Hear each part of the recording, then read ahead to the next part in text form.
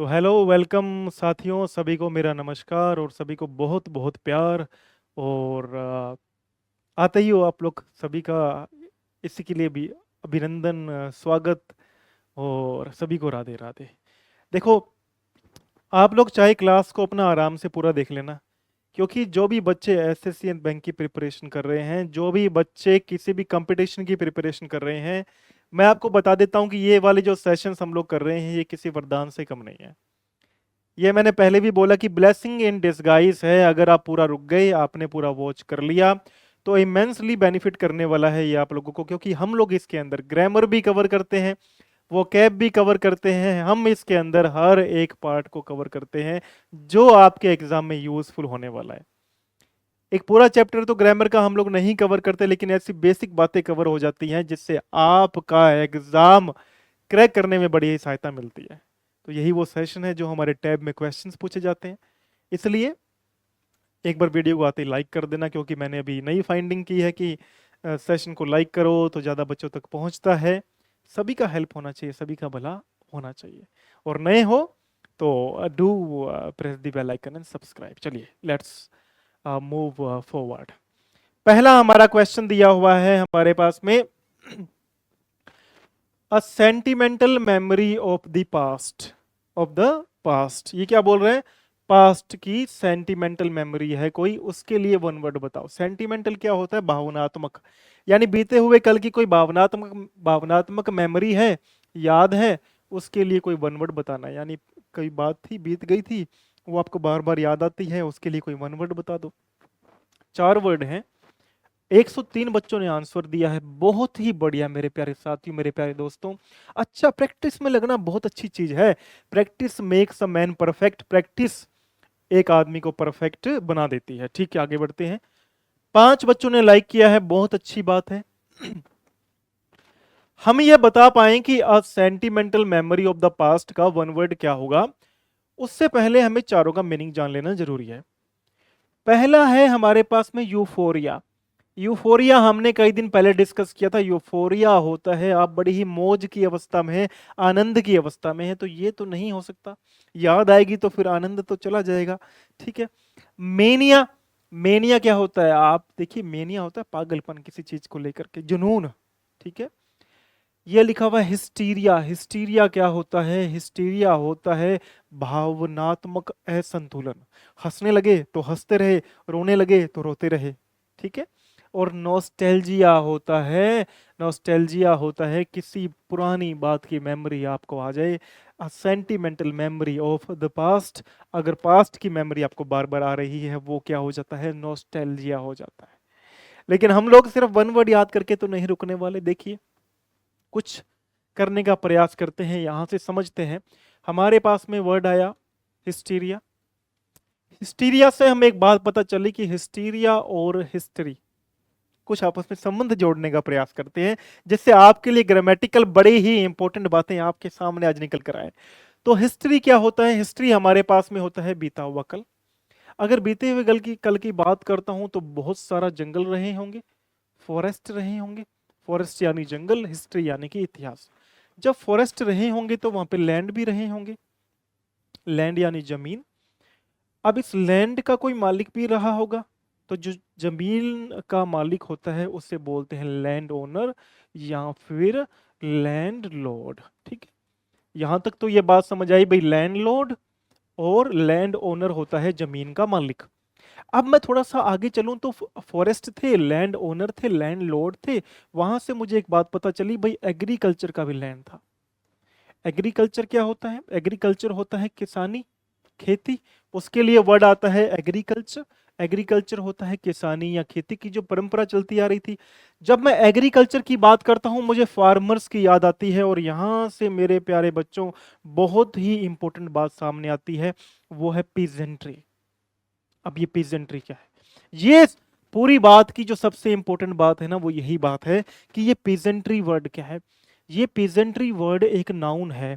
और ये नाउन कौन सी है? आप देखो, क्या इसके लास्ट में एस या एस लगा रहा है? नहीं लगा रहा। ये पीजेंट्री जो है मेरे प्यारे बच्चे, फिर भी ये कौन सी नाउन है? ये प्लूरल काउंटेबल नाउन है। ये प्लूरल नाउन है, इसके साथ में वर्ब या हेल्पिंग वर्ब कौन सी लगती है? प्लूरल लगती है। हम लोग नाउन्स की नॉर्मल बेस पे तो बात कर लेते हैं कि ये सिंगुलर होती है, ये प्लूरल होती है, लेकिन जब बात यहाँ पर इस लेवल के ऊपर आती है ना कि ये पीजेंट्री वर्ड एग्जाम में आ जाए, पीजेंट्री होता क्या है? किसान वर्ग होता है। अब ये सिंगुलर नहीं है, ये प्लूरल है, हालांकि इसमें ऐसी यस नहीं है। अब इसके जैसे और वर्ड पकड़ो, यहां से पकड़ते जाओ वर्ड्स को, बड़ी इंपॉर्टेंट बातें हैं ये सारी की सारी। जैसे मैंने आपको बोला कि वर्ड हमारे पास में आएगा पीजेंट्री। पीजेंट्री क्या होता है? पीजेंट्री होता है किसान वर्ग। ये कौन सी नाउन आ गई? मैंने आपको बताया प्लूरल नाउन है। वर्ब या हेल्पिंग वर्ब लगाओगे तब भी क्या लगेगी? प्लूरल लगेगी।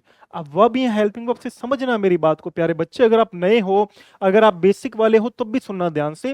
भाई पीजेंट्री आ गया, एग्जाम में लिखा रहा है पीजेंट्री, पीजेंट्री के बाद में मैं यहां पे लिखता हूं एक वर्ब मैंने लिख दी, पीजेंट्री डेडिकेट्स हिज टाइम है।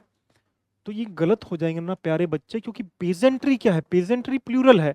डेडिकेट्स क्या है? डेडिकेट्स है हमारे पास में सिंगुलर को इंडिकेट करने वाली वर्ब। देखो ऐसे यस लगा रहा है ना वर्ब के अंदर, जब वर्ब के अंदर ऐसे यस लग जाता है तो वो ये बताने का प्रयास करती है कि मुझे सिंगुलर बना दो, मुझे सिंगुलर बना दिया गया।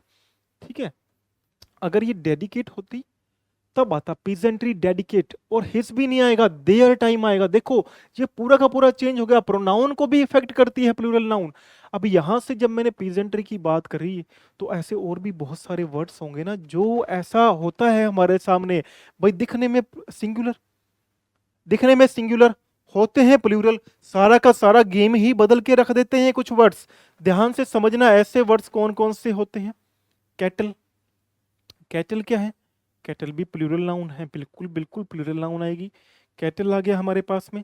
जेंट्री, जेंट्री भी पकड़ो, जेंट्री भी क्या है? प्लूरल नाउन है। जेंट्री क्या होता है? अच्छे लोग, शिष्ट लोग। कैटल क्या होता है? पशुओं का समूह है। ठीक है, कैटल गाय वगैरह का इनका समूह है। तो जेंट्री हो गया, कैटल हो गया, पीजेंट्री हो गया। और कोई आ सकते हैं कि हाँ आते हैं, पुलिस प्लूरल में काम करती है, पीपल प्लूरल में काम करते हैं। तो इन सब वर्ड से हमें बच के रहना है कि ये नाउन भी कौन सी है? प्लूरल है। तो इनके साथ में आने वाली वर्ब या हेल्पिंग वर्ब भी क्या आएगी? प्लूरल आएगी, सिंगुलर नहीं आ सकती। अब समझने वाली बात ये भी समझो, अगर किसी को बेस क्लियर नहीं है तो ये बात भी समझो कि प्लूरल वर्ब के रूप में कैसे काम करती है। जैसे मान लो मैंने आपको बोला मेरे पास में पेन है, अब ये एक पेन है ना, इस पेन के लिए मैं सिंगुलर वर्ब लगाऊंगा, पेन इज ब्यूटीफुल। ये पेन कैसा है? ब्यूटीफुल है। अगर मैं बोलूं पेन्स, तो पेन्स आर बोलूंगा ना, पेन्स आर ब्यूटीफुल। अच्छा, मैं बोलता हूं कि ये जो पेन्स है ना, इस पेन्स, इन पेन्स की क्वालिटी अच्छी है जो पहले पेन थे उसकी तुलना में। मैं क्या बोलूंगा? These pens have, these pens have better quality than the previous ones. अब देखो दीज पेन्स मैंने बोला, पेन्स क्या है? प्लूरल है। मैंने बोला हैव, हैज नहीं बोला, क्योंकि पेन्स क्या हो गया? पेन्स हो गया एक से ज्यादा। सेम यहां पे कैटल हो गया, जेंट्री हो गया, पुलिस हो गया, पीपल हो गया, पीजेंट्री हो गया। आपको ध्यान रखना पड़ेगा मेरे प्यारे साथी, मेरे प्यारे दोस्त, कि ये जो नाउन है ना ये सिंगुलर नहीं है, इससे बच के रहना है, इसके चक्कर में नहीं आना, इसके चक्कर में मत फंसना। मेरा डेडिकेशन आप लोगों के लिए 200% है, लेकिन ये जो डेडिकेट्स यहाँ पे वर्ड आ रहा है ना, डेडिकेट्स, ये वर्ब आ रही है, इससे बचना। या अगर मैं अगर इस वर्ब को थोड़ा सा सिंपल लेके जाऊं तो जैसे गिव हमारे पास में होती है। अब गिव क्या है? गिव एक वर्ब की फॉर्म है, लेकिन ये जो फॉर्म, वर्ब की बेसिक जो फॉर्म होती है, फर्स्ट फॉर्म होती है, वो खुद के अंदर प्लूरल होती है। क्या होती है? प्लूरल होती है। तो अगर मैं आई के साथ लगाता तो आई गिव चल जाता, लेकिन मैं ही के साथ लगाता तो ही के साथ गिव थोड़ी चलता, ही के साथ मुझे करना पड़ता गिव्स। यानी जब मैं वर्ब की बेस फॉर्म में एस या एस लगाता हूं तो ये सिंगुलर बन जाती है। और जनरली जो वर्ब होती है, जो पहली फॉर्म होती है, बेस फॉर्म होती है, वो हमेशा ही प्लूरल होती है। It will always be plural. ये प्लूरल होगी, हमें सिंगुलर में चेंज करना पड़ता है इसको। अब बहुत इंपॉर्टेंट बातें हैं जो मैं आपको ये बता रहा हूं, बड़ी ही इंपॉर्टेंट बातें हैं। देखने में सिंपल लगती हैं लेकिन बहुत ही ज्यादा इंपॉर्टेंट बातें हमारे लिए सारी की सारी हैं। बात समझ आ रही है सभी को? बहुत ही ज्यादा इंपॉर्टेंट बातें हैं ये सारी की सारी, इसीलिए मैंने कहा चलो अब बात चल पड़ी है तो आपको एक्सप्लेन करना, हर एक बच्चे को बात दिमाग में बैठनी चाहिए। ये आप इसका चाहे तो स्क्रीनशॉट ले लेना, ये 4-5 वर्ड ही हैं, एग्जाम में रेपिटेशन होता है इनका, बार बार आते हैं एग्जाम के अंदर, और एग्जाम में नंबर बच्चों के कट जाते हैं। मैं नहीं चाहता नंबर कटे, मैं आपके लिए जान लगा दूंगा, जी जान लगा दूंगा, लेकिन क्या आप भी तैयार हैं? ये क्वेश्चन है, ये क्वेश्चन है, आर यू ऑल्सो रेडी? क्या आप भी तैयार हैं कि हाँ सर हम तैयार हैं, आप जी जान लगा दो हम भी जी जान लगा देंगे, ठीक है? जैसे मैंने परसों ही बताया था, मुझे तो पता ही नहीं था, मैं बोलता ही नहीं था कि वीडियो को लाइक करो, पता ही नहीं, हम आए हैं हमें पता ही नहीं, हमें इन बोर्ड्स का थोड़ी पता था, है हम जब आए अपने निकल करके गांव से, हमें नहीं पता था बोर्ड्स वगैरह का। किससे सच सच बात बोलनी, झूठ क्यों बोलना? The fact is that we learned, हमने सीखा, वी ट्राइड, हमने प्रयास किया। If you work hard, if you try, you succeed, simple formula है लाइफ का ना। आगे बढ़ते हैं, चलो ज्यादा बातें नहीं करना, कोर्स हमारे पास, सिलेबस हमारे पास में बहुत पड़ा है, ज्यादा बातें हम लोग करेंगे नहीं।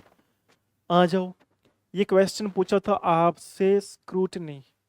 स्क्रूटनी का पहले तो वर्ड हमें पता होना चाहिए, क्योंकि हमसे पूछा गया था भाई सेम वर्ड बता दो स्क्रूटनी का। अब स्क्रूटनी होता क्या, पहले तो ये पता हो। स्क्रूटनी होता है किसी की समीक्षा करना, किसी को ऑब्जर्व करना, किसी की आलोचना करना, किसी की जांच करना, ये स्क्रूटनी में आते हैं। अब 4-5 वर्ड है हमारे पास में। पहला वर्ड है बिहेवियर। बिहेवियर तो होता है व्यवहार, नहीं हो सकता। ट्रेंड्स जो प्रचलन में है वो भी नहीं होगा।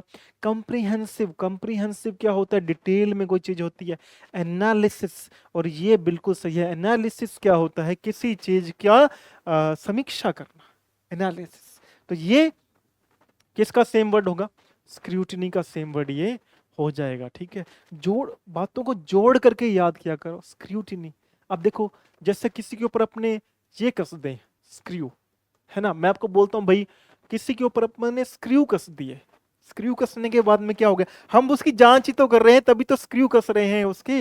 बोलते हैं ना टीचर्स कई बार क्लास के अंदर, अब की बार आया ना मेरे सामने मैं तेरे नट बोल्ट टाइट कर दूंगा, ऐसा कई बार टीचर बोल देते हैं। बातों बातों टीचर्स होते हैं, बोले भगवान का रूप ही है, तो बातों बातों में बोल देते हैं स्क्रू तेरा टाइट कर दूंगा। स्क्रूटनी, है ना, क्या कर दूंगा? स्क्रूटनी कर दूंगा, तेरा स्क्रू टाइट करूंगा, तो तेरी जांच पड़ताल करूंगा तभी तो होगा ना। तो स्क्रूटनी, स्क्रू से जोड़ करके याद कर लो, है ना। वैसे हमारे पास में बिहेवियर वर्ड आ गया। अब बिहेवियर क्या होता है? बात समझना मेरे प्यारे साथी, बिहेवियर जो मेरे पास में वर्ड है, अगर मैं बिहेवियर वर्ड की बात कर लेता हूं, तो आप सबको यहां से एक बड़ी ही इंपॉर्टेंट बात मिलेगी देखने को, कि बिहेवियर जो हमारे पास में है ना, ये नाउन है। क्या है? नाउन है। ये बेटर कैसे समझ आता है, मैंने आपको ना एक प्रोनाउन का चार्ट बना के समझाया सभी बच्चे को, और इतना बढ़िया तरीके से मैंने उसके ऊपर फोकस डाला कि आपके एग्जाम में आपका भला हो जावे। अब प्रोनाउन का चार्ट था, तो ये प्रोनाउन का बिहेवियर से लिंक क्या है? देखो, नाउन के प्लेस पे ही तो प्रोनाउन आते हैं, लेकिन ये जो बिहेवियर है ना, ये नाउन के प्रोनाउन के साथ में आता है। कैसे समझो, आपके पास में पोजेसिव एडजेक्टिव होते हैं। क्या होते हैं? पॉजेसिव बोलो, पॉजेसिव एडजेक्टिव्स हमारे पास में होते हैं मेरे प्यारे साथी, ठीक है। अब ये जो पॉजेसिव एडजेक्टिव्स हैं, हमें ये समझना है कि वो नाउन के साथ में लगते हैं, तभी तो ये डिटरमिनर्स बनते हैं। पॉजेसिव एडजेक्टिव डिटरमिनर्स होते हैं। आप प्रोनाउन का जाके चार्ट पढ़ना, कैसे डिटरमिनर्स बनते हैं। देखो, डिटरमिनर्स का रोल क्या होता है? डिटरमिनर का एक ही रोल होता है, वो होता है नाउन के बारे में ज्यादा जानकारी दे देना। जैसे मैंने, अगर मैं बोलूं कि यार वो जो दिन थे ना जब मैं उस कॉलेज में पढ़ता था, वो बड़े प्यारे दिन थे, हैं, बड़े प्यारे दिन थे, बोलते हम लोग जनरली, बात नहीं करते कि यार वो वाले जो दिन थे ना, वो प्यारे दिन थे, वो दिन दोबारा लौट करके आए नहीं, वो वाले दिन। अब उनको क्या बोलते हैं हम लोग? हम लोग बोलते हैं दोज डेज। क्या बोलते हैं? Those days. देखो, ये जो डेज की बात कर रहा है, कौन कर रहा है? दोज कर रहा है। मैंने पहले भी बताया, दोज, दीज, ये प्लूरल नाउन के साथ में आते हैं। दिस, दैट, ये सिंगुलर नाउन के साथ में आते हैं। लेकिन थोड़ा सा अगर चेंज करूं मैं, तो दोस और दैट जो है वो पास्ट की बातें करता है, और दीज और दिस जो है ये फिर प्रेजेंट की बातें करता है। ये टाइम की बातें भी कर लेते हैं जी, ये टाइम की बातें भी करते हैं, दीज और दिस टाइम की बात भी करते हैं, प्रेजेंट टाइम की। दैट और दोज पास्ट टाइम की बातें करते हैं। वैसे यहां पे देखो, मैंने बोला पजेसिव एडजेक्टिव्स हैं वो डिटरमिनर्स का काम करते हैं। अब मैंने बोला बिहेवियर, सिर्फ एक वर्ड के लिए अपने इतनी लड़ाई लड़ रहे हैं, लेकिन ये वर्ड, ये बातें बड़ी इंपॉर्टेंट है ना मेरे प्यारे साथी। तो जब मैं यहां पे लिखता हूं मेरा बिहेवियर, तो मैं क्या लिखता हूं? My behaviour. क्या लिखता हूं? My behaviour.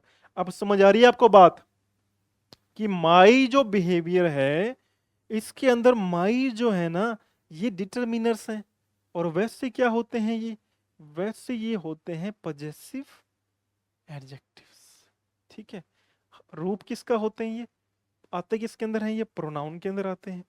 और काम देखो मजे की बात किसका करते हैं? काम करते हैं डिटरमिनर्स का, है ना। तो ये ग्रामर इंटरेस्टिंग लैंग्वेज है, थोड़ा सा ध्यान लगाओ, थोड़ा सा दिमाग लगाओ ना। सॉरी। तो मैंने कई बार बोल दिया, ग्रामर से इंटरेस्टिंग चीज ही कोई नहीं है। तो बिहेवियर नाउन है, हमने इतनी सी बात जानने के लिए इतनी ज्यादा लड़ाई लड़ी। अब देखो, जैसे बिहेवियर नाउन है तो बिहेव वर्ब है। तो आप बोलते हैं ना कि प्लीज बिहेव वेल। क्या बोलते हैं? Please behave well. तो यहां जो है, यहां ये बोलने का प्रयास किया जा रहा है कि अच्छे से बर्ताव करें। प्लीज बिहेव वेल, अच्छे से बर्ताव करें, है ना। प्लीज के साथ में बिहेव लगा दिया आपने। अच्छा, किसी, अब यही बात पकड़ो, यहां पे लिखा होता, मैं बोलना चाह रहा हूं कि वह जो लड़का है ना, वो अच्छा बर्ताव करता है। बताना आप मेरे को, अब सब लोग मिलके क्या बनेगा? अब बताना क्या बनेगा। मजे की बात है अगर आप लोग अब बता पाओ तो। ही बिहेव वेल, क्या ये सही है? भाई मैंने बोला प्लीज बिहेव वेल, अच्छा बर्ताव करो। फिर मैंने बोला ही बिहेव वेल, क्या ये सही है?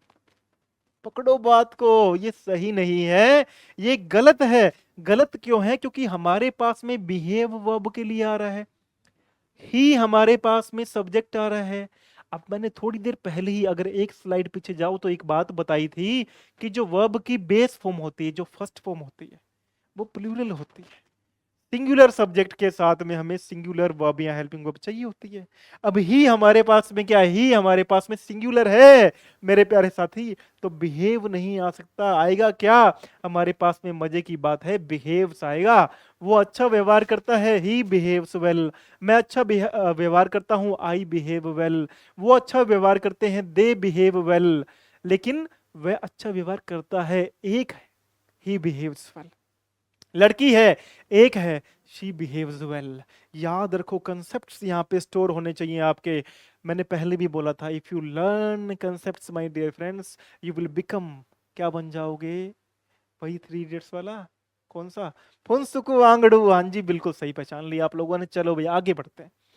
आगे से बढ़ने से पहले कुछ वर्ड्स याद कर लेना फिंगर टिप्स के ऊपर। ये 4-5 वर्ड एग्जाम में एक वर्ड मिल जाएगा भैया देखने के लिए। स्क्रूटनी। स्क्रूटनी क्या होता है? जांच पड़ताल करना, एनालिसिस करना, किसी का इन्वेस्टिगेशन करना, ऑब्जर्व करना, किसी को एग्जामिन करना, किसी को, किसी की ऑडिट भी हो सकती है ना। हो जाता है ना, वो जो आजकल चलता है भैया। आजकल क्या होता है, अब ये मैं बहुत अभी रिसेंट बात बता रहा हूँ, बहुत ही रिसेंट रिलेट करने के लिए। अब क्या हो गया, अब गवर्नमेंट ने क्या कर दिया, जो सड़कें बनी हुई हैं बाहर, है ना, कई बार देखो तो दुकानों के बाहर थोड़ी थोड़ी जगह निकली होती है। और निकली होती है तो उस पे क्या चलता है, उसका इन्वेस्टिगेशन होता है, फिर उसको तोड़ भी देते हैं ये लोग। तो ये जो स्क्रूटनी है, ये इसी तरीके से याद करो कि किसी का जांच पड़ताल करना, किसी का एनालिसिस करना, इन्वेस्टिगेशन हो जाएगा, ऑब्जर्व हो जाएगा, एग्जामिन हो जाएगा। ये सारे वर्ड अपन को फिंगर टिप्स के ऊपर याद होने चाहिए। अपन आगे बढ़ते हैं, ठीक है। अब देखो, एनालिसिस हमारे पास में आ गया। इससे दो बातें याद रखनी बहुत जरूरी है। एनालिसिस से हमें दो बातें बहुत ज्यादा जरूरी है याद रखनी, कि ये जो एनालिसिस है, एनालिसिस है जो हमारे पास में वर्ड, ये हमारे पास में क्या है? ये वाला जो है ना हमारे पास में, ये नाउन है। एनालिसिस क्या है? नाउन है, ठीक है।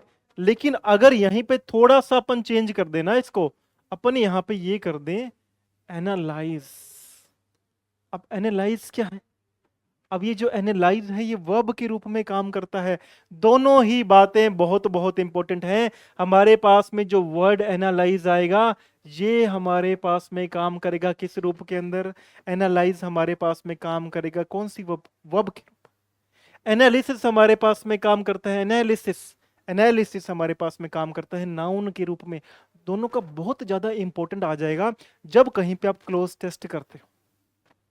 यूजेस पता होने चाहिए ना भाई। क्लोज टेस्ट करोगे अपन को पता होना चाहिए भाई एनालिसिस तो क्या है हमारे पास में नाउन है, एनालाइज हमारे पास में क्या है? वर्ब है। अगर ये बातें हमें पता होंगी तो हमारा क्लोज टेस्ट आसानी से हो जाएगा।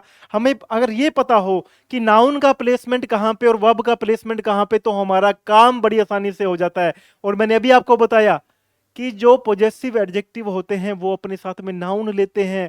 जो सब्जेक्टिव केस के प्रोनाउन होते हैं आई, वी, यू, दे, ये अपने साथ में वर्ब लेते हैं। बहुत बड़ा फर्क है।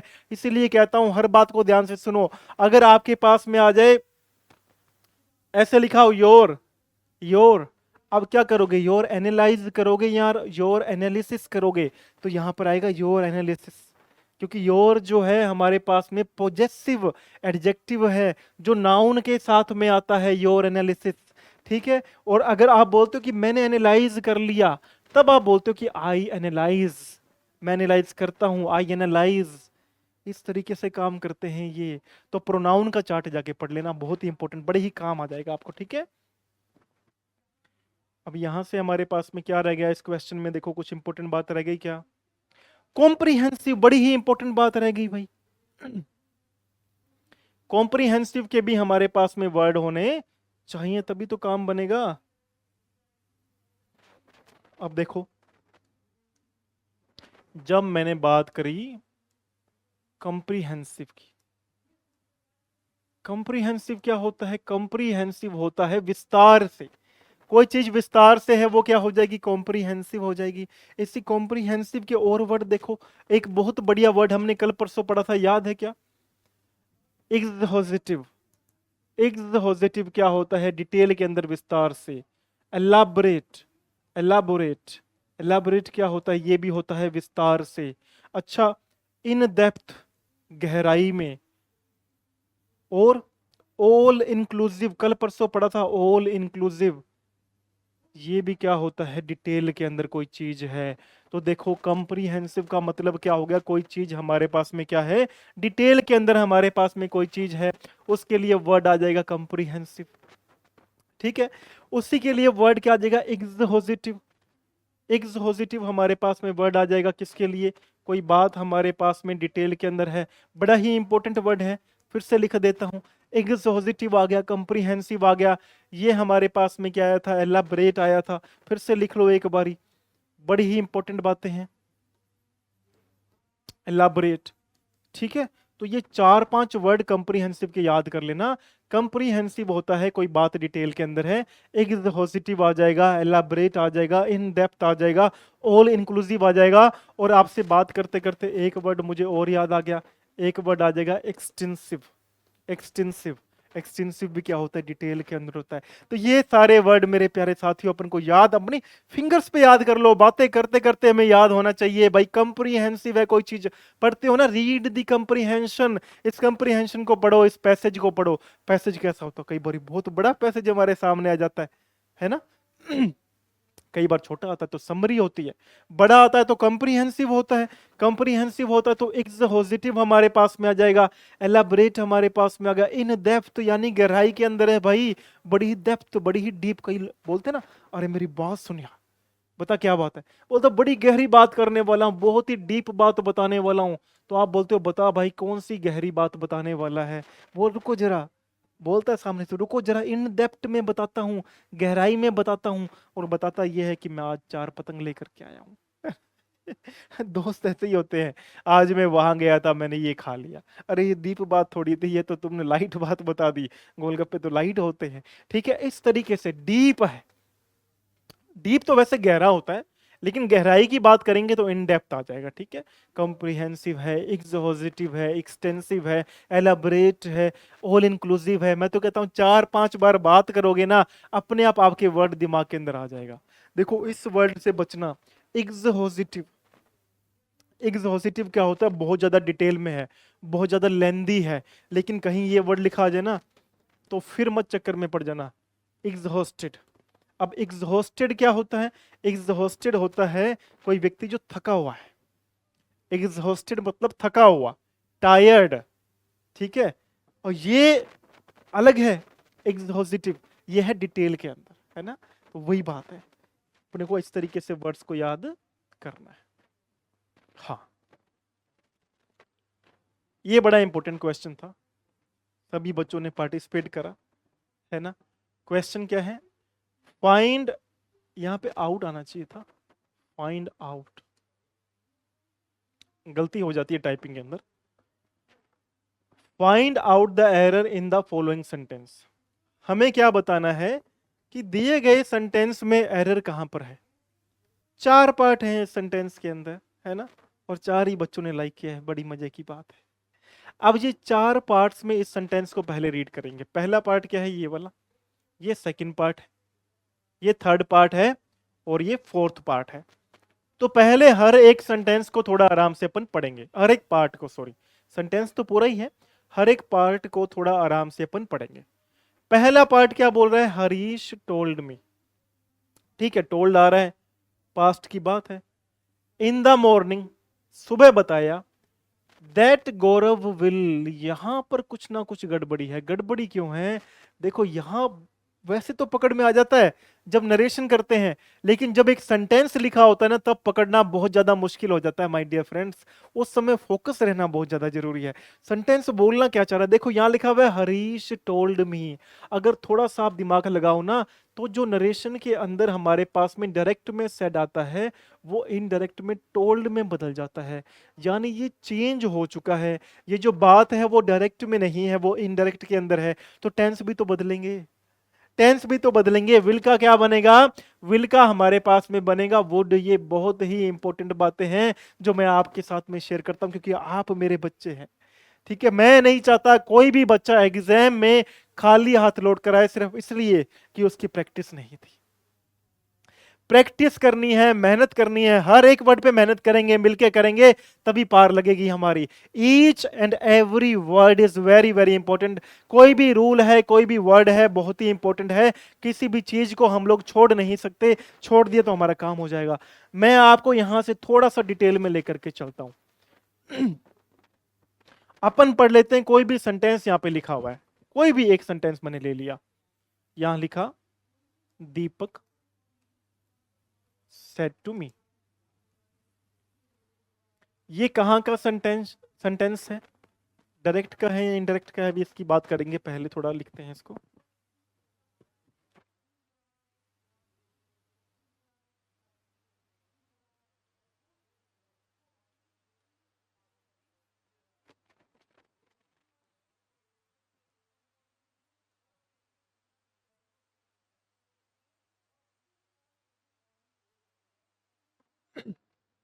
देखो क्या बोलने का प्रयास कर रहे हैं, दीपक सेड टू मी, दीपक ने मुझसे कहा, आई am telling you the truth, मैं आपको सच्चाई बता रहा हूं। ये एक सेंटेंस है। अब ये सेंटेंस कहां का है, थोड़ा ध्यान रखना। ये सेंटेंस है नरेशन का, और ये हमारे पास में है डायरेक्ट, है कि नहीं है, नरेशन का ही तो है ये डायरेक्ट का सेंटेंस लिखा हुआ है। Deepak said to me, I am telling you the truth, मैं आपको सच्चाई बता रहा हूं। I am telling you the truth, the truth, the नहीं बोलेंगे इसको। I am telling you the truth, मैं आपको सच्चाई बता रहा हूं। ये सेंटेंस कहां का है, डायरेक्ट का है। अब इसका अपन को क्या बनाना पड़ेगा, अपने को इसका बनाना पड़ेगा मेरे प्यारे साथी इनडायरेक्ट। और यहां पर बात का मजा आएगा, क्योंकि बनाते समय तो हम लोग फिर भी कई बार कर लेते हैं। और मेरे प्यारे बच्चों, मुझे पता है आप लोग सब मेहनत करते हो जाता है। मेहनत करने से तो पार लगता है। नरेशन का मैंने बहुत प्यारा सेशन बना के छोड़ा हुआ है, जाके एक बार जरूर चेक करना। जिस बच्चे को नरेशन में दिक्कत आ रही है ना, या जिस बच्चे का पिछला सेंटेंस गलत हुआ है, एक बार जाके नरेशन जरूर चेक करना। आप कहोगे सर मजा आ गया सेशन पढ़ने का। नरेशन जाके चेक कर लेना भाई एक बारी, ठीक है। आ जाओ, अगर पूरा डिटेल आपको चाहिए तभी जाके चेक करना, ठीक है। Deepak said to me I am telling you the truth. Deepak said to me I am telling you the truth. अब इस डायरेक्ट को अपन को इनडायरेक्ट में बदलना है। यहां पे लिखा हुआ है दीपक सेड टू मी, और यहां लिखा हुआ आई am telling you the truth. आपको समझना पड़ेगा नरेशन दो पार्ट में काम करती है। नरेशन डायरेक्ट इनडायरेक्ट दो पार्ट में काम करती है। एक होता है रिपोर्टिंग वर्ब वाला पार्ट। क्या आती है उसके अंदर? वर्ब आती है, इसलिए उस पार्ट को बोलते हैं रिपोर्टिंग वर्ब। तो ये वाला जो पार्ट है वो कौन सा पार्ट है? रिपोर्टिंग वर्ब वाला पार्ट है। जो लेटर पार्ट है वो वाला पार्ट कौन सा है? आई am telling you the truth. ये वाला पार्ट है रिपोर्टिंग स्पीच का पार्ट। इतनी बात अपन पता कर लो। अभी के लिए हमें इतनी बात पता लग गई, ये वाला जो पार्ट है रिपोर्टिंग वर्ब का है, ये वाला जो पार्ट है वो रिपोर्टिंग स्पीच का है। लेकिन यहां पे मेरे प्यारे साथी इंपॉर्टेंट बातें समझने वाली हैं। जब रिपोर्टिंग वर्ब यानी ये वाला पार्ट, अगर ये वाला पार्ट पास्ट में होता है, तभी हम लोग जब डायरेक्ट का इनडायरेक्ट बदल बनाते हैं, तो ये जो लेटर पार्ट है, जो स्पीच वाला जो पार्ट है, इसके अंदर के टेंसेस हम लोग चेंज करते हैं। अब ये पास्ट में है कि नहीं है? अगर यहां पे लिखा होता से, तो मैं मान जाता कि ये प्रेजेंट के अंदर है से। लेकिन यहां क्या लिखा हुआ है? सेड लिखा हुआ है। तो ये कहां का हुआ? ये ऑब्वियसली ये पास्ट का हुआ। जब पास्ट का हुआ तो मेरे प्यारे साथी हमें बदलना पड़ेगा, अंदर के टेंस को हमें बदलना पड़ेगा। दीप, ये सिंपल सेंटेंस है। जब नरेशन पूरी पढ़ोगे तब पूरी बातें समझ आएंगी, यहां तो मेन मेन बातें समझ आएंगी। देखो, तो जब ये वाला सेंटेंस इस प्रकार से आया तो एक बात समझना, ये असर्टिव सेंटेंस है। 5 प्रकार के सेंटेंस होते हैं। असर्टिव होता है हमारे पास में, इंटेरोगेटिव होता है हमारे पास में, ऑप्टेटिव होता है हमारे पास में, इंपेरेटिव होता है हमारे पास में, एक्सक्लेमेटोरी हमारे पास में होता है। मैंने पांचों के पांचों सेंटेंस को डिटेल में बिल्कुल समझाया हुआ, जाके चेक करना, आपके काम आ जाएगा। लेकिन अभी हमारा फोकस यहीं पे वापस लेकर के आते हैं। जो हमारे पास में असर्टिव सेंटेंस होते हैं उसकी पहचान क्या होता है? जो स्पीच वाला जो पार्ट होता है ना, वो नाउन या प्रोनाउन से शुरू होता है। ठीक है, तो ये नाउन या प्रोनाउन है, आई हमारा प्रोनाउन है। अब बनेगा कैसे? दीपक का दीपक रखो, सिंपल सेंटेंस में आने वाला सेड टू को बदलते हैं हम लोग टोल्ड के अंदर। सिंपल सेंटेंस में दीपक टोल्ड मी का मी रखते हैं, ये हटा करके कंजक्शन लगाते हैं। हर एक सेंटेंस की कंजक्शन अलग बनती है, कईयों में सेम होती है, कईयों में अलग बनती है। यहां जो असर्टिव सेंटेंस है, जो पहले वाले सेंटेंस है, उसकी कंजक्शन को हटा करके हम लोग लगाते हैं, क्या लगाते हैं? कंजक्शन दैट लगाते हैं। यानी ये जो कॉमास और इन्वर्टेड कॉमास हटाएंगे, उसके प्लेस में हमें क्या लगाना पड़ेगा? दैट लगाना पड़ेगा। तो दीपक टोल्ड मी दैट, यहां तक समझ आ गया? दीपक टोल्ड मी दैट, क्योंकि सेड टू किस में बदला? टोल्ड में बदला। मी का क्या रह गया? मी रह गया।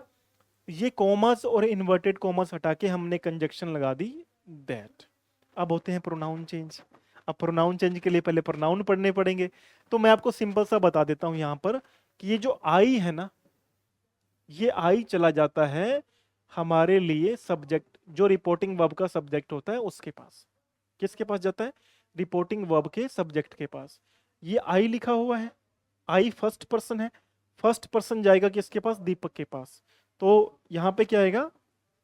दैट आई जब बदलेगा किसमें? ही में। अब बदलेंगे टेंस, और टेंस किस में बदलेंगे? इज एम आर बदलेगा वॉज वर्ब में, दैट ही वॉज। अब देखो, जब यहां पे दीपक टोल्ड आया, तब यहां पे क्या बन गया? ही वॉज बना ना। वॉज कहां का है? पास्ट का है। Deepak told me that he was, आगे का सेम रखेंगे, टेलिंग यू। फिर जाएगा किसके पास में? मी के पास जाएगा। यू किसके पास जाएगा? मी के पास जाएगा। ठीक है, तो यहां पर बाकी चीजें अपन नरेशन में अपन ने समझी हुई है। यहां जो मेन पॉइंट है ना, आप पकड़ो, यहां पे टोल्ड आ रहा था। क्या आ रहा था? टोल्ड आ रहा था। अब टोल्ड से ये तो बात पता लग गया ना कि ये सेंटेंस नरेशन में डायरेक्ट का नहीं है, ये इनडायरेक्ट का है। यानी टेंसेस प्रेजेंट से पास्ट में गए होंगे, टेंसेस का पास्ट फॉर्म आएगी। तो मोडल्स अगर हमारे पास में विल आ रहा है, तो इसका मोडल्स भी चेंज होते हैं ना। विल किस में जाता है? वुड में जाता है, और इस तरीके से अपन को काम करना पड़ता है। बस ये बात ध्यान रखो, बड़ी इंपॉर्टेंट बात थी। हालांकि मैंने आपको इसके अंदर जो मेन बात समझानी थी वही बतानी थी, बट टेंस कैसे चेंज करते हैं। अगर आपने नरेशन पूरी पढ़नी है तो आप जाके चेक कर लेना एक बार, नरेशन का जो सेशन है, गो देयर, चेक इट। कोई भी कमी फिर भी लगती है, भाई आपको नहीं समझ आ रही कोई बात, तो आप कमेंट करना, मैं आपको हर बात का सोल्यूशन देने का प्रयास करूंगा। हाँ, तो मैं हूं ही आप लोगों के लिए, मैं कोई अलग थोड़ी हूं। मैं आपको हर एक बात का डिटेल में आंसर देने का प्रयास करूंगा। अगर आपको कोई भी दिक्कत आती तो आप मुझसे पूछ लेना। आगे बढ़ते हैं। Which of these is not a part of speech? इनमें से कौन सा एक पार्ट ऑफ स्पीच नहीं है, स्पीच का पार्ट नहीं है? तो ये हमारे पास में चार ऑप्शन दिए हुए थे। बड़ी इंपॉर्टेंट बात है कि पार्ट ऑफ स्पीच में तो 8 ही तो पार्ट होते हैं। पार्ट ऑफ स्पीच में कितने टॉपिक होते हैं? 8 होते हैं। बहुत इंपॉर्टेंट बात है ये। अब देखो, नाउन होती है, बिल्कुल होती है। कंजक्शन होती है, होती है। इंटरजेक्शन होती है, होती है। आर्टिकल्स नहीं होते। तो आर्टिकल्स जो है पार्ट ऑफ स्पीच का भाग नहीं होते। हमारे पास में 8 होते हैं ना पार्ट ऑफ स्पीच। कितने होते हैं? 8 होते हैं। कौन से होते हैं? नाउन होती है, बिल्कुल। हमारे पास में प्रोनाउन होते हैं, बिल्कुल होते हैं। प्रोनाउन होते हैं। अच्छा, एडवर्ब होती है, बिल्कुल होती है जी। ठीक है। एडजेक्टिव्स होते हैं, बिल्कुल होते हैं। और कौन से होते हैं? फिर हमारे पास में वर्ब आती है। वर्ब भी क्या होती है? पार्ट ऑफ स्पीच होती है। उसके बाद में क्या आता है हमारे पास में? कंजक्शंस आ जाती हैं। ठीक है। उसके बाद में हमारे पास में इंटरजेक्शन आते हैं। इंटरजेक्शन भी क्या होती हैं? पार्ट ऑफ स्पीच होती हैं। और फिर लास्ट में हमारे पास में क्या आ जाता है? प्रेपोजिशन आते हैं। और प्रेपोजिशंस भी क्या होते हैं? पार्ट ऑफ स्पीच हमारे पास में होते हैं। तो ये 8 पार्ट ऑफ स्पीच हमारे पास में होते हैं। तो इनमें से आर्टिकल नहीं था, इसलिए अपन को ध्यान रखना है कि आर्टिकल पार्ट ऑफ स्पीच नहीं होता। इतना ज्यादा हम जब ग्रामर पढ़ते हैं ना, हर चीज को डिटेल में पढ़ते हैं ना, तो जब डिटेल में पढ़ते हैं तब हम लोग पक्का बात करेंगे भाई नाउन क्या है, प्रोनाउन क्या है, अलग से बात करेंगे। नाउन प्रोनाउन, हालांकि मैंने प्रोनाउन का सेशन बनाया हुआ, जाके चेक कर लेना, है ना। तो हर एक चीज का सेशन बना हुआ है, जा करके चेक करो एक बार। आपके लिए जो काम की चीज है ना, वो जाके पढ़ो आप। ऐसे भी नहीं कि समय निकालना, मैंने कह दिया आपको जाके पढ़ने ही बैठ गया, आप नहीं। आपके एग्जाम में जो चीज काम आने वाली है, जो आपको बेनिफिट करे, जो आपका लाभ करने वाली है, उसको जाके पढ़ना। मेरा पूरा प्रयास मेरे बच्चे आपके लिए। मैं तो आपके लिए, मैंने बोल दी, कई बार बोल दी, मैं तो जान न्यौछावर करने को तैयार हूं। आप तैयार तो हो जाओ, आप युद्ध तो लड़ो, आप क्वेश्चन तो पूछो, मैं तो तैयार ही खड़ा हूं। है, आप पूछने वाले तो बनो, मैं तो तैयार ही खड़ा हूं भाई। चलो, चूज द इनकरेक्ट पार्ट। इसमें हमें क्या चूज करना है? हमें चूज करना है कौन से वाला पार्ट इनकरेक्ट है। बड़ी ही इंपॉर्टेंट बातें होती है, बड़ी ही इंपॉर्टेंट बातें हैं ये, छोटी मोटी बातें नहीं है। स्टडियस, स्टडियस बातें हैं, पढ़ने वाली बातें, स्टूडियस। ठीक है, स्टूडियस बातें हैं ये, पढ़ने वाली बातें, स्टडी से रिलेट करके, है ना। आ जाओ, 4 पार्ट में हमें दिया हुआ है। पहला part, second part, third part और fourth part. Choose the incorrect part. Choose क्या करना है? ग्रामेटिकली जो पार्ट इनकरेक्ट है हमारे पास में, हमें वो चूज करना पड़ेगा। अब ये 4 भाग दिए हुए हैं। पहला भाग है इफेक्टिव कम्युनिकेशन। सही है, इफेक्टिव मतलब प्रभाव वाली, और कम्युनिकेशन मतलब वार्ता। इज अ स्किल, एक योग्यता है, ये भी सही है। दैट, जो, कैन, कर सकती है। सिग्निफिकेंट, ठीक है, आगे पढ़ते हैं क्या लिखा हुआ है। एनहेंस, अब देखो एनहेंस हमारे पास में क्या है? एनहेंस हमारे पास में वर्ब है, और वर्ब के लिए हमें क्या चाहिए होती है? वर्ब को क्वालिफाई करती है एडवर्ब। तो यहाँ पे क्या आएगा? सिग्निफिकेंटली आएगा। यहाँ पे एल वाई आना जरूरी था। अगर एल वाई होता तो हमारा सेंटेंस सही होता। अगर एल वाई होता तो हमारा सेंटेंस बिल्कुल क्या हो जाता? करेक्ट हो जाता। मैंने पहले भी बोला कि एडवर्ब में पूरा फोकस रखना है। एडवर्ब का पता ही नहीं चलता कई बार। कई बार हम लोग एलवाई के चक्कर में रहते हैं कि एलवाई वाली एडवर्ब होगी, और कई बार हम लोग एलवाई देखते नहीं है, तब भी दिक्कत हो जाती है। एक वर्ब, मैंने आपसे शायद तक एक क्वेश्चन पूछा होगा कि एक एडवर्ब जो है वो किसे किसे क्वालिफाई करती है। देखो, एक एडवर्ब क्वालिफाई करेगी एक वर्ब को, एक एडजेक्टिव को क्वालिफाई करती है, और मजे की बात, एक एडवर्ब जो है खुद एडवर्ब को भी क्वालिफाई करती है। इस बात को आप नोट कर लेना। यानी एक एडवर्ब दूसरी एडवर्ब के साथ आ सकती है, एक वर्ब से पहले आ सकती है, एडजेक्टिव से पहले आ सकती है। देखो, एनहेंस हमारे पास में क्या था, वर्ब थी ना, तो यहाँ पे वर्ब से पहले क्या आ रहा है, सिग्निफिकेंटली आना चाहिए था। या गलती हो गई? थोड़ा सा फोकस करते तो गलती हम लोगों से नहीं होती। थोड़ी सी और सेंटेंस करेक्शन, गलत क्यों होता है? कभी बात समझना आप, कभी बात समझना, जिनको आता है सेंटेंस, आने के बाद भी सेंटेंस हम लोग गलत क्यों बता रहे हैं? कोई रीजन होगा, कोई लॉजिक होगा। क्या रीजन है, क्या लॉजिक है कि हमें आंसर आते हैं, answers we know, still we make mistakes, हम फिर भी गलती करते हैं? तो क्या रीजन है उसके पीछे? उसके पीछे मेरे प्यारे साथी बहुत बड़ी रीजन है, वो है कि हम लोग अटेंटिव होके सेंटेंस नहीं पढ़ते। एग्जाम में मैं आप लोगों को एग्जाम क्लियर करवाना चाहता हूं। आपको सेंटेंस को पूरा पूरा ध्यान से पढ़ना है, हर एक सेंटेंस को पूरा ध्यान लगाया करो, पूरा फोकस से पढ़ोगे तभी हमारा काम बनेगा, वरना कहीं ना कहीं हमारे पास कमी रह ही जाया करेगी। कहीं ना कहीं थोड़ी सी कमी रही, थोड़ा लैप्स रहा, हमारा काम खराब हो जाएगा। ठीक है, ऐसा नहीं करना है, सेंटेंस को ध्यान से पढ़ना है मेरे प्यारे साथी। ठीक है, आगे बढ़ते हैं। हाँ, ये एक बच्चे ने बड़ी इंटरेस्टिंग बात इस पे बोली थी कि how do you know, how do I know, या ऐसा कुछ था, वाई डू आई नो, ऐसा कुछ होगा। हाँ, उसने बोला वाई डू आई नो, है यार, कमाल करते हो आप लोग हैं। Why do I know the answer, मैं क्या आपको इसकी बात बताऊं? अब सच्ची बात बताऊंगा तो आप लोग हिल जाओगे कि सर यार सच्ची बात बता दी आपने, और सच बोलना फिर दिक्कत हो जाती है, सच बोलना दिक्कत हो जाती है, पर मैं सच बोल देता हूँ, दिक्कत यह भी है। देखो मजे की बात क्या लिखा हुआ है, बताता हूँ, इस बात पे दोबारा आएंगे, पहले इसको पढ़ते हैं। वन वर्ड था ये भी थोड़ा सा क्या है कि मेहनत अपन को, मुझे खुद को ही थोड़ा सा इस पे मेहनत करनी पड़ेगी भाई। टैब में क्वेश्चन थोड़े से सही होने चाहिए, फ्रेमिंग सही होनी चाहिए उनकी। ठीक है, the compulsion to tell lie. अब देखो, कंपल्सन, कंपल्सन क्या हो गया, अनिवार्यता या मजबूरी है। कंपल्सन है, झूठ बोलना ही बोलना है।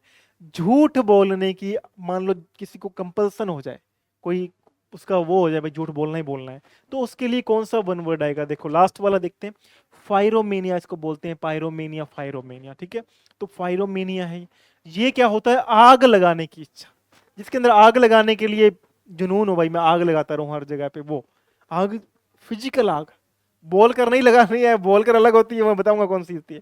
फिर आ गया मैग्लोमीनिया। मैग्लोमीनिया क्या होता है, कोई व्यक्ति सोचता है ना भाई मैं ही सब कुछ हूं, I am the God it self, मैं ही भगवान हूं, I am the God it self, मैं ही भगवान हूं, वो। निम्फोमेनिया क्या होता है, निम्फोमेनिया होता है सेक्स को लेकर के थोड़ा ज्यादा किसी में भावनाएं तीव्र होती हैं, उसके लिए आता है निम्फोमेनिया। ये आ गया मिथोमेनिया। मिथोमेनिया क्या होता है, मिथ से बना हुआ वर्ड है मिथोमेनिया, और इसको क्या बोलते हैं, इसको बोलते हैं झूठ बोलने की कंपल्सन, झूठ बोलने की अनिवार्यता किसी के अंदर हो जाए, है ना। अब देखो क्या होता है ना, मिथ पढ़ा होगा आपने, है। मिथ का मतलब क्या होता है, मिथ का मतलब होता है कोई ऐसी चीज जिस जो सच्चाई से रिलेटेड नहीं है, बात बनी हुई है लेकिन मिथ है, वो काल्पनिक बात है। तो मिथोमेनिया कहां से आया, उसी से तो आया भाई, कल्पना करने की बात है, उसी से तो आया मिथोमेनिया। तो जब आपको मिथ के बारे में पता होगा तो मिथोमेनिया के बारे में भी आपको पता होगा।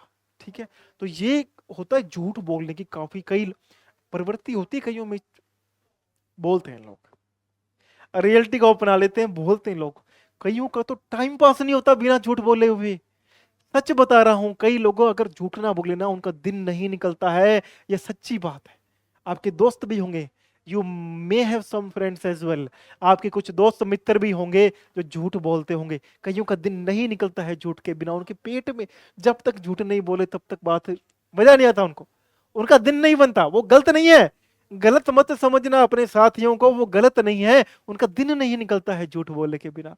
तो आप वर्ड्स को जोड़ के याद करो ना, कि मिथोमेनिया किसको याद कर लो, आपका कोई दोस्त है उसके नाम से याद करो, मिथोमेनिया जोड़ करके रिलेशन बनाओ।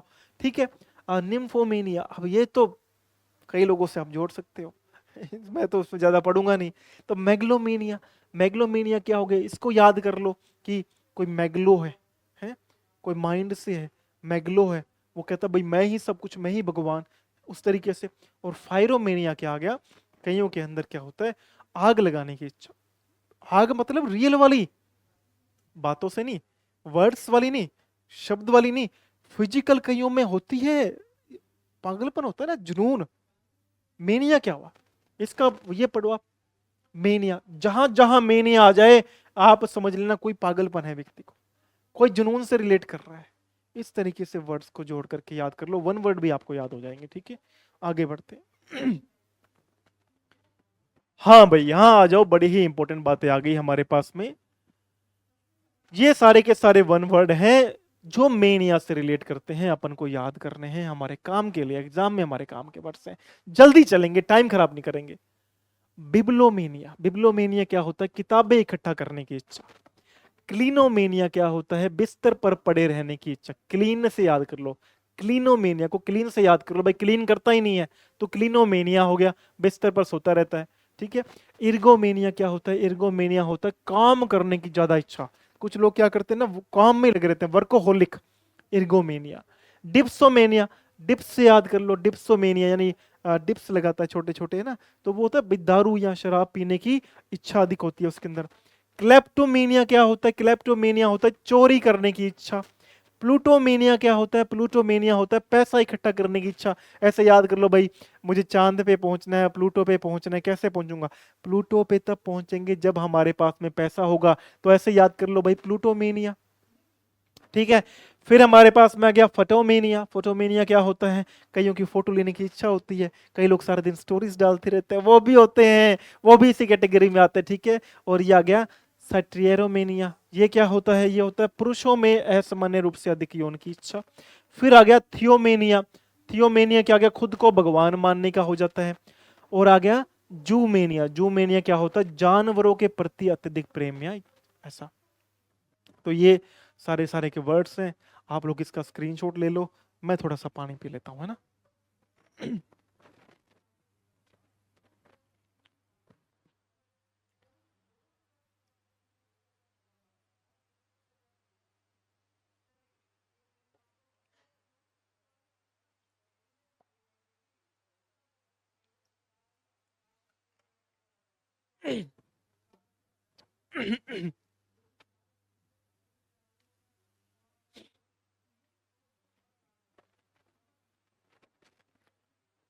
चलो आगे बढ़ते हैं। The train before we reach the station, बहुत इंपॉर्टेंट बात है यहाँ पर और समझने वाली बात है, थोड़ा डिटेल ओरिएंटेड होके पढ़ेंगे इसको। द ट्रेन स्पेस, ये था फिल इन द ब्लैंक। ठीक है, हमें इसके अंदर फिल इन द ब्लैंक करना था। The train space before we reached the station. अब यहाँ पे चार हमारे पास में ऑप्शन है।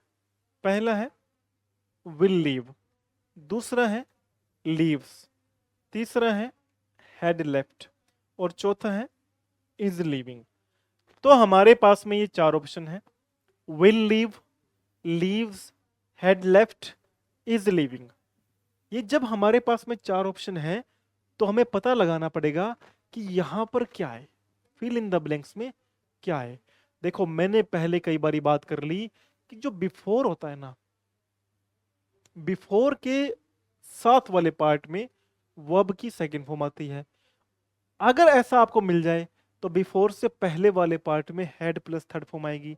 और दूसरी बात ये भी समझो, यहां रीच्ड लिखा हुआ है, रीच्ड कहां का है, पास्ट का है ना, तो ये पास्ट का है क्या, विल हैव नहीं हो सकता ना भाई, थोड़ा तो अपन को भी एक्टिव होना पड़ेगा, कमियां तो फिर इंप्रूव करनी पड़ेंगी ना। तो विल लीव कहां से, विल तो भविष्य का हो गया ना, ये तो पास्ट की बात आ रही है। लीव्स ये भी नहीं आएगा। हैड लेफ्ट, ये देखो ये पास्ट का और ये भी पास्ट का, इसलिए ये दोनों मैच हो गए। इज लीविंग तो अभी निकल रहा है क्या, ऐसा नहीं आएगा।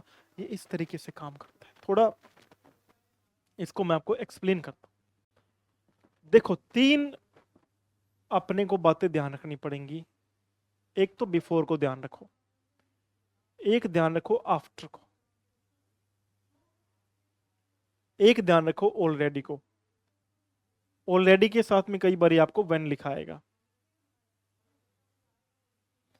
और एक बात और ध्यान रखो व्हाइल को। अब समझना, अगर बिफोर किसी सेंटेंस में आता है तो बिफोर के साथ वाले पार्ट में आती है वर्ब की सेकंड फॉर्म, इधर वाले पैरेलल।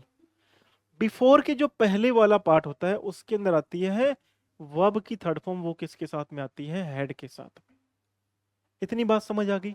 और मैंने पहले एक बहुत ही प्यारी बात बताई थी कि वर्ब की सेकंड फॉर्म मेरे प्यारे साथी कभी भी अकेली नहीं आती सेंटेंस के अंदर, है? अगर सेंटेंस में दो वर्ब हैं और एक तरफ वर्ब की सेकंड फॉर्म दी हुई है तो कभी भी अकेली नहीं आएगी, एक तरफ हेड प्लस थर्ड फॉर्म आएगी। और मैंने एक बात और बताई थी कि पास्ट में सिर्फ अगर एक ही एक्शन चल रहा हो, पास्ट के कितने एक्शन हो, पास्ट में सिर्फ एक ही एक्शन हो, तो हमें दिमाग में बात रखनी पड़ेगी कि वहां पे सिर्फ वर्ब की सेकंड फॉर्म लगाएंगे। पास्ट का एक ही एक्शन कंप्लीट है, वहां पे हेड प्लस वर्ब की थर्ड फॉर्म नहीं लगा सकते।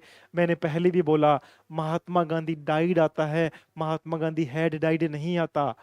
कहीं ये मत सोच लेना कि बहुत पुरानी बात हो गई तो महात्मा गांधी मर चुके थे, हैड डाइड लगा दे, नहीं। पास्ट में सिंगल एक्टिविटी के लिए वर्ब की सेकंड फॉर्म आएगी। मैं बाजार गया, आई वेंट टू मार्केट। मैंने कुछ खरीदा, आई परचेज्ड समथिंग। मैंने एंजॉय किया होली को, I celebrated Holi, I enjoyed Holi. कहीं लगाया अपने हेड प्लस वर्ब की थर्ड? नहीं लगा रहे, क्योंकि पास्ट में एक ही एक्टिविटी पूरी हो तो वर्ब की सेकंड फॉर्म आती है। हेड प्लस वर्ब की थर्ड फॉर्म कब आती है? जब पास्ट में पहले एक तरफ सेकंड फॉर्म दे रखी हो, पास्ट की एक्टिविटी दे रखी हो, फिर हेड प्लस वर्ब की थर्ड फॉर्म आती है। बड़े ही कंसेप्ट क्लियर करने पड़ेंगे अपने को मेरे प्यारे साथियों। अब यहां से बात क्या निकली? अगर मैं यहां पे हेड प्लस थर्ड फॉर्म लगा रहा हूं तो मुझे बिफोर के साथ में सेकंड फॉर्म चाहिए होगी। इसको थोड़ा एग्जांपल से समझो, है ना? हाँ, मान लो आपने आपके मम्मी ने आपको होमवर्क दे दिया था करने के लिए, या फिर आपकी क्लास टीचर ने होमवर्क दे दिया था और मैच चल रहा था। तो आप, पापा तो सभी को बचाते हैं ना, पापा तो यही बोलते हैं भाई बच्चे लाडले हैं, और बच्चों ने अपना होमवर्क पहले कर लिया था। ऐसे मान लेते हैं कि पापा ने बोला कि बच्चों ने मैच जो शुरू हुआ उससे पहले ही अपना होमवर्क कर लिया था। पापा ने ऐसे बोला, मम्मी डांट रही है तुम्हें, ये क्या कर लिए तुम लोगों ने, मैच देख रहे हो, मैं बोल के गई थी पढ़ना है, ऐसे वैसे है। पापा बचा रहे हैं आपको। पापा बोल रहे हैं कि इन्होंने मैच शुरू होने से पहले ही अपना होमवर्क कर लिया था। दो बातें हैं, एक मैच शुरू हुआ, दूसरी होमवर्क पूरा कर लिया था। अब बताओ एक्शन पहले कौन सा पूरा हो रहा है? पहले होमवर्क पूरा हो रहा है या पहले मैच शुरू हुआ? पहले होमवर्क पूरा हो रहा है। तो कैसे आएगा? इन्होंने अपना होमवर्क पूरा कर लिया था, they had completed their homework. क्या आएगा? दे हैड कंप्लीटेड, क्या आएगा? Their homework. इन्होंने अपना होमवर्क पूरा कर लिया था। कब पूरा कर लिया था? Before the match started, before the match started, यानी मैच के शुरू होने से पहले ही इन्होंने क्या कर लिया था? अपना होमवर्क पूरा कर लिया था। तो यहां पर सिंपल सी बात है कि बिफोर से देखो, बिफोर के साथ वाले पार्ट में क्या आ रहा है? यहां पे वर्ब की सेकंड फॉर्म आ रही है, इधर वाले पार्ट में क्या आ रहा है? हेड प्लस वर्ब की थर्ड फॉर्म आ रही है। तो हमारे लिए बात क्लियर हुई कि नहीं हुई? अरे क्लियर हो गई ना, सिंपल सी तो बात हुई। बिफोर के साथ वाले पार्ट में, पैरेलल वाले पार्ट में वर्ब की सेकंड फॉर्म आएगी, बिफोर से पहले वाले पार्ट में हेड प्लस वर्ब की थर्ड फॉर्म आएगी। लेकिन आफ्टर में उल्टा हो जाएगा। आफ्टर के साथ वाले पार्ट में क्या आएगा? आफ्टर या ऑलरेडी। इसमें क्या होता है? देखो ऑलरेडी वाले पार्ट में होता है हेड प्लस वर्ब की थर्ड फॉर्म इसके साथ में आती है। अगर नहीं समझ आ रहा तो बस इतना याद कर लो कि ऑलरेडी वाले पार्ट में हेड प्लस थर्ड फॉर्म इसके साथ में वाले पार्ट में आती है, और इससे पहले क्या आती है? वर्ब की सेकंड फॉर्म आती है। वाइल में क्या होगा?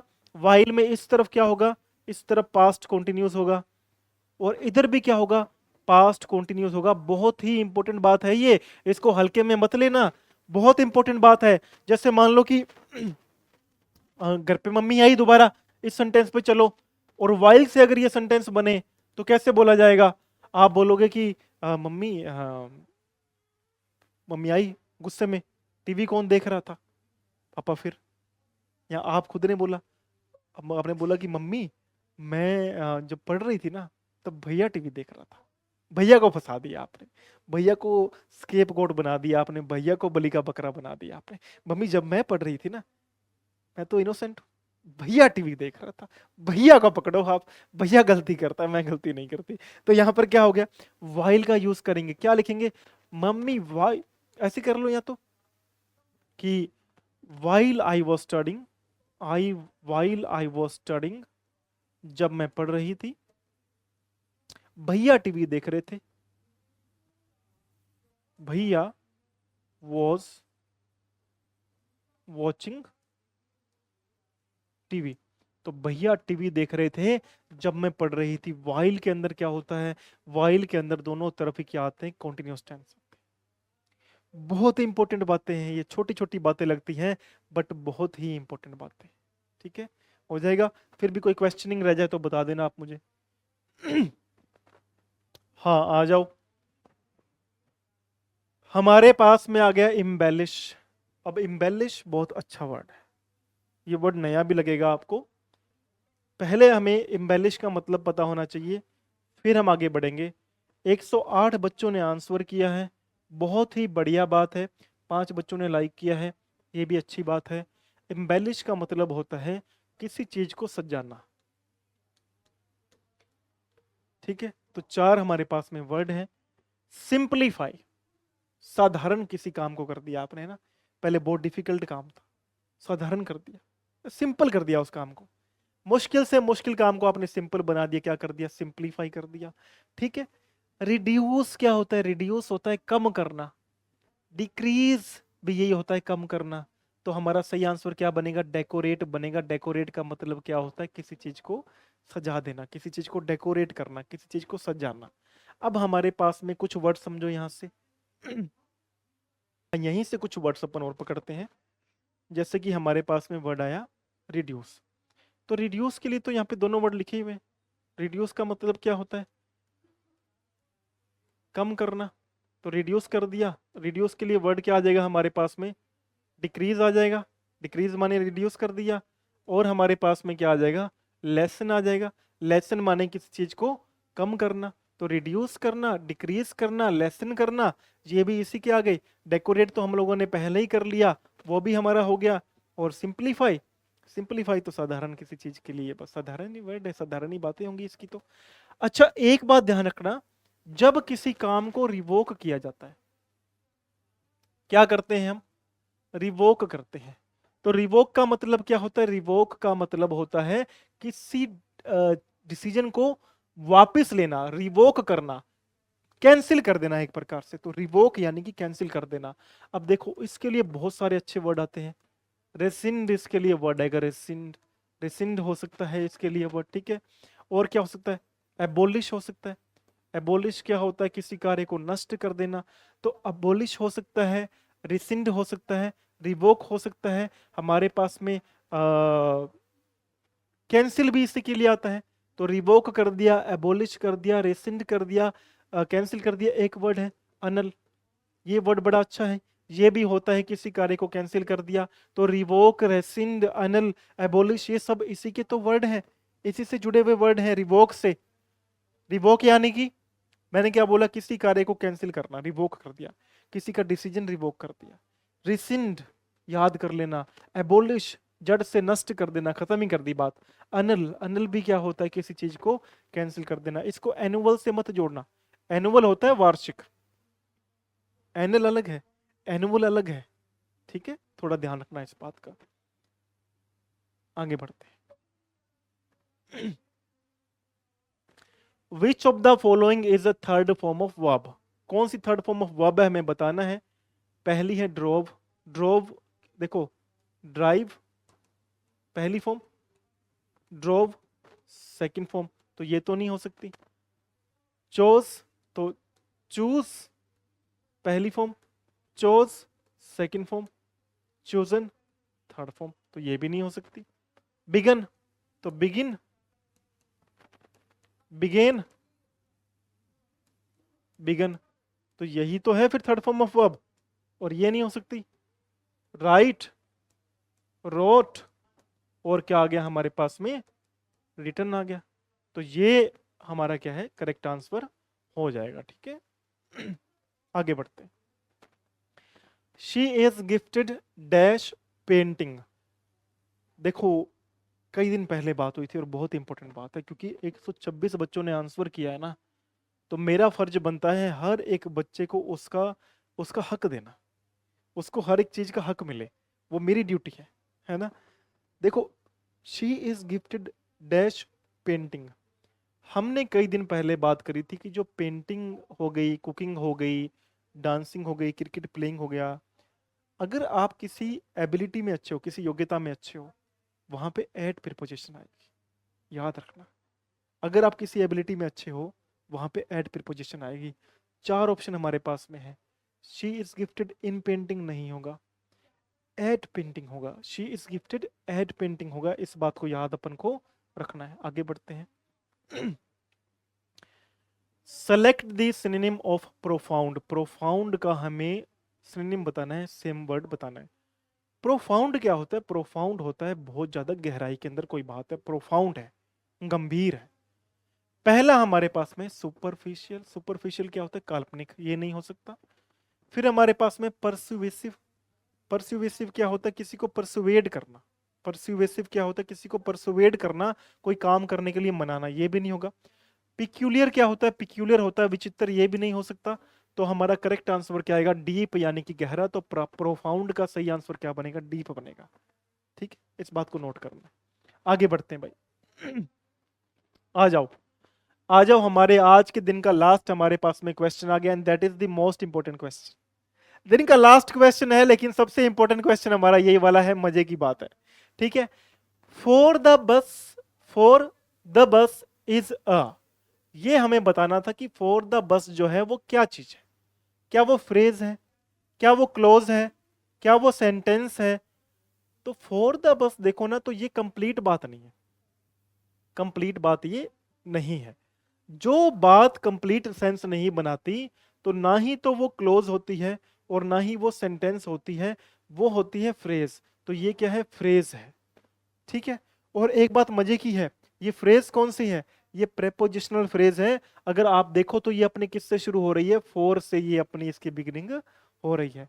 तो फॉर द बस, यानी फोर हमारे पास में प्रेपोजिशन है, और ये साथ में किसी नाउन को लेकर के चल रही है, लेकिन बनी क्या? ये प्रेपोजिशनल फ्रेज ही हमारे पास में बनी। बहुत इंपॉर्टेंट बातें हैं ये। जैसे अगर मैं बात कर लेता हूं, थोड़ा सा मैं अगर आपको बताऊं जाते जाते, तो जैसे अगर बहुत इंपॉर्टेंट बात है कि एक फ्रेज जो होती है ना, एक फ्रेज जो होती है, उसका खुद का कंप्लीट सेंस नहीं बनता। Phrases do not make complete sense. Phrases का कभी भी कंप्लीट सेंस नहीं बनता।